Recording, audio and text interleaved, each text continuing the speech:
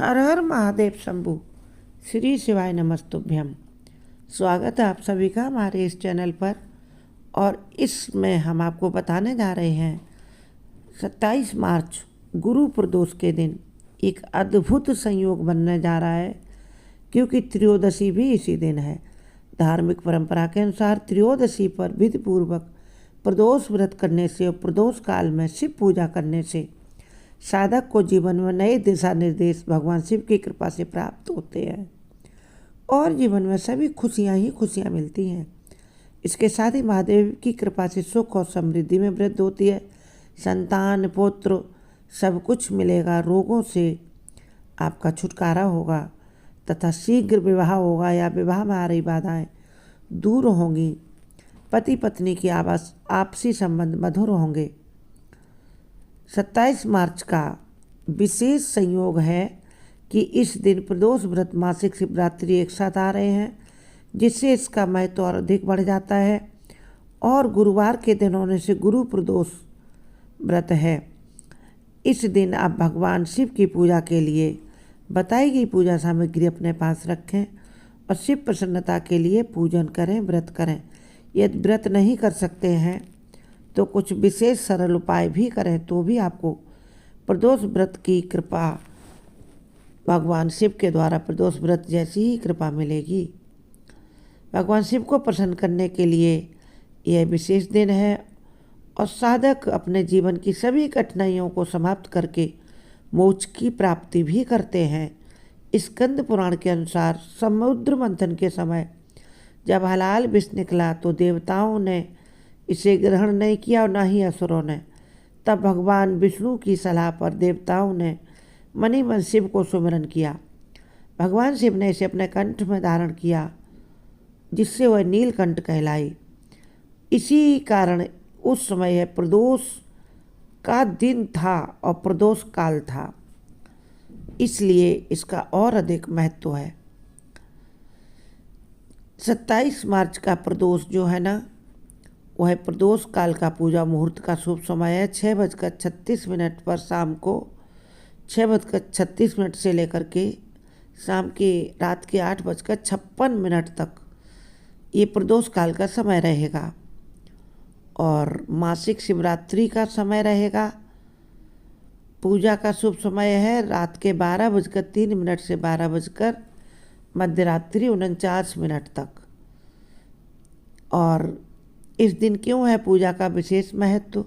चूँकि प्रदोष व्रत और मासिक शिवरात्रि एक ही दिन मनाए जा रहे हैं, इसलिए यह दिन भगवान शिव की कृपा प्राप्त करने के लिए अत्यंत महत्वपूर्ण माना जा रहा है। शिव भक्तों के लिए यह विशेष अवसर जीवन का बहुत अधिक शुभ हो सकता है। इस दिन यदि श्रद्धा और भक्ति के साथ शिव जी की पूजा की जाए तो सभी इच्छाएं पूरी होती हैं। जीवन में सुख, शांति, समृद्धि का आगमन होता है। अब हम कुछ आपको विशेष उपाय बताएंगे। आगे बढ़ने से पहले महादेव के सभी भक्त महादेव के चरणों में सब्सक्राइब, लाइक समर्पित करके हर हर महादेव कमेंट बॉक्स में अवश्य लिखें। महादेव की कृपा निरंतर मिलती रहेगी। भगवान शिव को आप धतूरा चढ़ाएं। धतूरा चढ़ाने से जीवन में सुख शांति के साथ साथ सभी रुके हुए काम जल्दी पूरे होंगे। साधक के जीवन की पूजा सफल होकर के धन वैभव भी प्राप्त होता है। शिवलिंग का अभिषेक पंचामृत से करने के बाद दूध, दही, घी, शक्कर और गंगा जल, इससे अभिषेक करने से उसके बाद आप चंदन का तिलक भगवान को लगाएं। दीपक जलाकर आरती करें। मान्यता के अनुसार इस उपाय को करने से प्रदोष के समय घर में सुख समृद्धि का आगमन होता है और महादेव की प्रसन्नता से आपके जीवन की सभी इच्छाएं पूरी होती हैं। जीवन में सभी सुखों की प्राप्ति के लिए शिवलिंग पर आप इत्र समर्पित करें। ऐसा माना जाता है कि भगवान महादेव को इत्र चढ़ाने से साधक को जीवन में सब जगह सफलता ही सफलता प्राप्त होती है। साथ ही धन में निरंतर वृद्धि होती है। इसके अलावा शिवलिंग पर भांग और बेलपत्र भी आप समर्पित करें। इससे जीवन में आने वाले सभी संकट दूर होते हैं। माता पार्वती ने शिव को बहुत तपस्या के बाद प्राप्त किया था और शिव औगणदानी है, अपने भक्तों को सब कुछ बड़ी सरलता से प्रदान कर देते हैं। तो इस दिन आपको क्या चढ़ाना है? शीघ्र विवाह का यदि आप चाहते हैं, भगवान की कृपा हो, विवाह की आ रही बाधाएं दूर हों और योग्य घर वर मिले, तो कुंवारी कन्याएं प्रदोष व्रत के दिन खास तरीके से पूजा अर्चना महादेव की कर सकती हैं। इसके लिए सुबह उठकर स्नान आदि करने के बाद गंगा जल डालें स्नान के जल में थोड़ा सा। उसके बाद आप साफ सुथरे स्वच्छ कपड़े पहने, उजले रंग के कपड़े पहने तो बहुत बेटर है, लाइट कलर के। इसके बाद शिवलिंग पर गंगा जल मिलाकर मंदिर में जाकर जल चढ़ाएं, उसमें थोड़े से आप डाल लें काले तिल। इसके बाद बेलपत्र लें, बेलपत्र कटे फटे न हो। बेलपत्र पर बीच वाला जो सबसे लंबी पत्ती होती है उस पर ओम लिखें और आसपास राम लिखें। इसके बाद महादेव को इस बेलपत्र को समर्पित कर दें और इसके साथ ही शिवलिंग पर आप भांग धतूरा दूध आदि भी चढ़ाएं। और जब आप बेलपत्र चढ़ाएं तो एक मंत्र भी बोलें या फिर श्री शिवाय नमस्तुभ्यम कहकर बेलपत्र समर्पित करें। धूप दीप जलाकर शिव जी के पंचाक्षर मंत्र या षडाक्षर मंत्र का जाप करें। ओम नमः शिवाय षडाक्षर मंत्र है, नमः शिवाय पंचाक्षर मंत्र है। इस मंत्र का जाप आप करें रुद्राक्ष की माला पर। फिर प्रदोष काल में शाम को फिर से जो हमने आपको 6:36 से शाम के रात 8:56 का समय बताया है, इस बीच में किसी भी समय आप दोबारा शिव जी की पूजा अर्चना बताई गई सभी सामानों से करें जो अभी हमने आपको बताए हैं।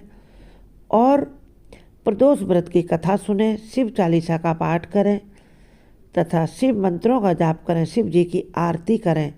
शमी पत्र अवश्य चढ़ाएं जिससे आपके विवाह में आ रही सभी बाधाएं दूर होंगी। और अंत में शिव जी की आरती करें। ऐसा करने से कन्याओं को मनचाही वर की प्राप्ति होती है और पुरुषों को मनचाही पत्नी की प्राप्ति होती है।